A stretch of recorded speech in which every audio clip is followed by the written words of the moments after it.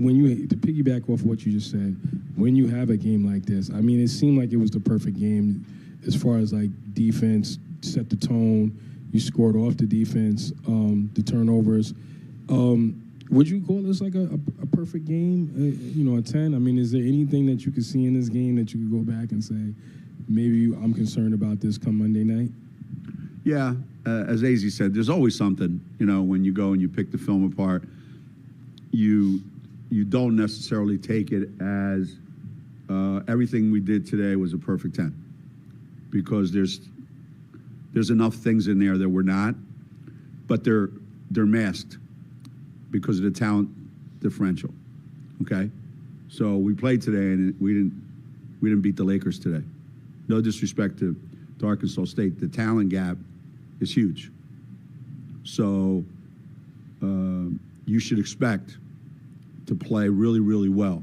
Now, no one deserves to shoot 70% or whatever we shot in the first half, but you do have to play at a whole higher level than the team you're playing against, just because the talent is just so great. Now, even though the talent gap is great, you still have to make sure that you play. So in terms of what was our effort like, what was our execution like, you know, did we make good decisions more times than we made bad decisions?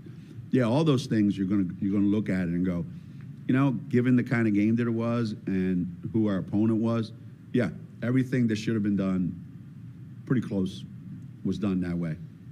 You know, on our coach's mind, we're looking at things going, okay, let's say Monday night. Will that same action they just did, will that carry over to Monday? Because if we do it just like that on Monday, yes. That won't. Will that carry over? No. If we do that Monday night, that ain't going to work. It only worked tonight because of circumstances. So that's how we have to think as coaches. And that's what makes me always, I don't want to say unhappy, but various degrees of misery, because you're always trying to interpret, where will this, if we win Monday night, will this next weekend, if we're fortunate enough to play next weekend, how much of this stuff that if we do it exactly the way we did it is going to help us win that game? 50%, 60%? Who knows? If you do 10 things and you know they only work because the opponent couldn't match it. But now what happens when the opponent can?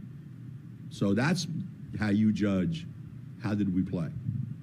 You know, it's delicate, and the players don't understand it. They just go, hey, look, coach, we won by a lot, so it was great, wasn't it?